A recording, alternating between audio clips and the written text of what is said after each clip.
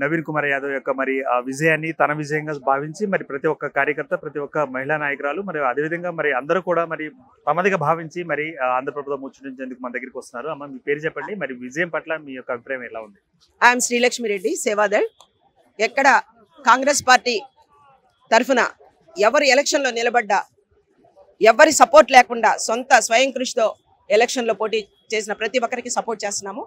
నవీన్ యాదవ్ గారి గెలుపు కాకపోతే ఆత్మ బలిదానం చేసుకుంటానని వీడియో పెట్టాను. అంటే ఎంత కాన్ఫిడెన్స్ ఉంటే మనం చనిపోతామని చెప్పనంత కాన్ఫిడెన్స్ ఉంటే మనం వీడియో పెడతాము.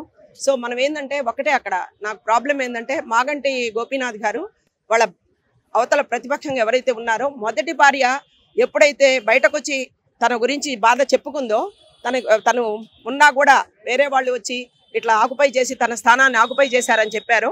ఒక మహిళగా నేను బాధపడి తప్పనిసరిగా ఇటువంటి వాళ్ళు ఎవరైనా సరే భర్తకు అన్యాయం చేసి మొదటి భార్య పాపం ఉండంగానే విడాకులు తీసుకోకుండా ఎవరైతే ఈ విధమైన కార్యక్రమాలకి పాల్పడుతుంటారో ఆ భార్య పడే బాధ, ఆ మొదటి బిడ్డ పడే బాధ అది అనుభవించిన వాళ్ళకే తెలుస్తుందని చెప్పనే ఉద్దేశంతో ఎట్టి పరిస్థితుల్లో కూడా మీరందరూ ప్రజలందరూ కూడా నవీన్ యాదవ్ ఇచ్చిన హామీలుగా నిలబెట్టలేకపోతే, నవీన్ యాదవ్ గారు ఇచ్చిన హామీలు నిలబెట్టలేకపోతే ఆత్మ బలిదానం చేసుకుంటానని మొట్టమొదటి ప్రచారం చేసిన శ్రీలక్ష్మి రెడ్డి ఈ రోజు చాలా సంతోషంగా ఉంది. ఆ భగవంతుడు నా యందుండి నేను ఇచ్చిన మాట నిలబెట్టుకోవడానికి అవకాశం కల్పించాడు.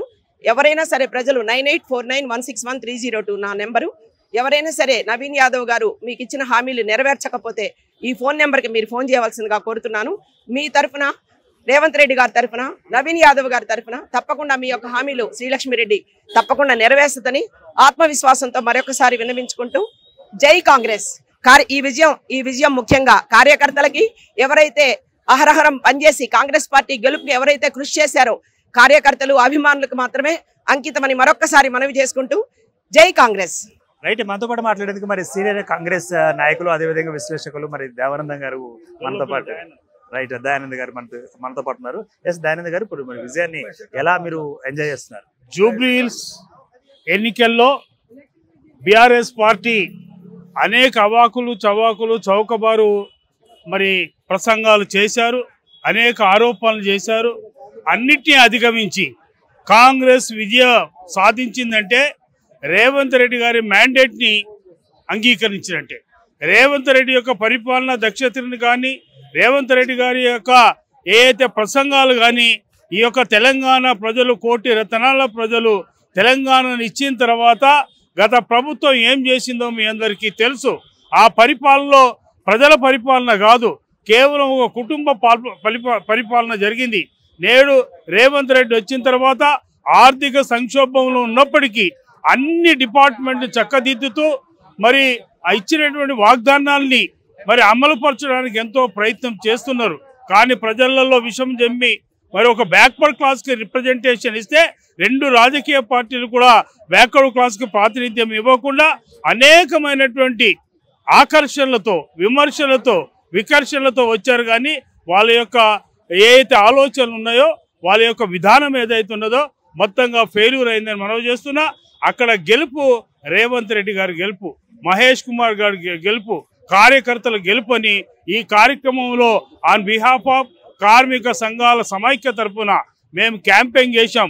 ఆ యొక్క క్యాంపెయిన్లో మరి పొన్నం ప్రభాకర్ గారు కానీ, మరి అదే వివేక్ వెంకటస్వామి గారు కానీ, మరి పొంగులేటి శ్రీనివాసరెడ్డి గారు వాళ్ళందరూ కూడా నేతృత్వం వహించి ఆయా మరి వార్డ్స్లలో అత్యధిక మెజారిటీ తీసుకొచ్చిందని మనవి చేస్తూ ఇది ప్రజల గెలుపు అని వాళ్ళందరూ కూడా ధన్యవాదాలు ఓటర్లు చెప్తున్నాం.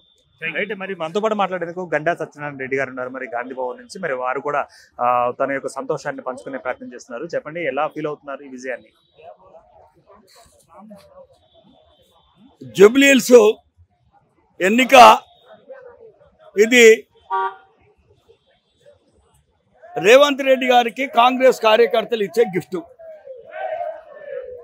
ఎందుకనంటే బీసీ నినాదం అనేది 42% తాను అసెంబ్లీలో పెట్టడము, అంతేకాకుండా మరి క్యాబినెట్లో డిసైడ్ తీసుకొని ఢిల్లీ వరకు పోయి జంతర్ మంతర్ వరకు కూడా పోయి అక్కడ నిరాహార దీక్ష చేయడము, ఇదన్నీ కూడా తెలంగాణ ప్రజలు గమనించి బీసీ కొరకే రేవంత్ రెడ్డి గారు ముఖ్యమంత్రి గారు చేస్తుండ్రు.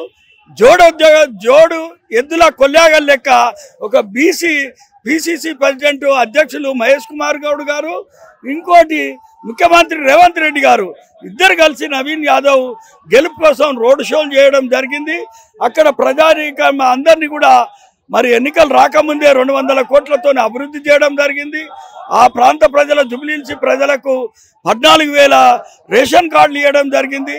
ఆ ప్రాంత ప్రజలకు డ్రైనేజీలు, మరి రోడ్ల సౌకర్యాలు, తర్వాత బస్తీ దవాఖానాలు, తర్వాత అక్కడ ఇందిరమ్మ ఇండ్లు, ఆ ప్రాంతంలో ఇవన్నీ కూడా మరి ప్రభుత్వం పెట్టి అటువంటి సంక్షేమ పథకాలు అన్నీ కూడా అక్కడ అమలు అవుతూ ముందుకు కొనసాగింది. కాబట్టి రేవంత్ రెడ్డి గారి ముఖ్యమంత్రితో పాటు క్యాబినెట్ ఉన్న మంత్రులంతా కూడా ఇన్ఛార్జి తీసుకొని, ఎమ్మెల్సీలు ఇన్ఛార్జి తీసుకొని, ఎమ్మెల్యేలు ఇన్ఛార్జి తీసుకొని, కార్యకర్తలు ఇన్ఛార్జి తీసుకొని ప్రతి ఒక్కరు కూడా వారు దోచిన విధానంగా ఇంటింటికి తిరిగి మరి నవీన్ యాదవ్ గెలుపు కొరకు కృషి చేసిన అసొంటి విషయాన్ని యావత్తు తెలంగాణ ప్రజలు గమనించడం జరిగింది.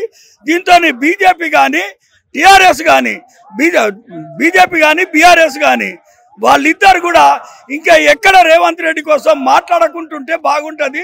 ఇది రెఫరెండంగా, బీసీలకు రెఫరెండంగా తెలంగాణ ప్రజలు జుబ్లీహిల్స్లా తీర్పిచ్చింది. కాబట్టి బీఆర్ఎస్ వాళ్ళు కానీ బీజేపీ వాళ్ళు కానీ వాళ్ళు చేసిన జూటా మాటలు, అక్కడ కేంద్రంలో దోచుకున్నారు డబ్బులన్నీ, ఇక్కడ రాష్ట్రంలో డబ్బులన్నీ లక్షల కోట్ల రూపాయలు దోచుకున్నారు.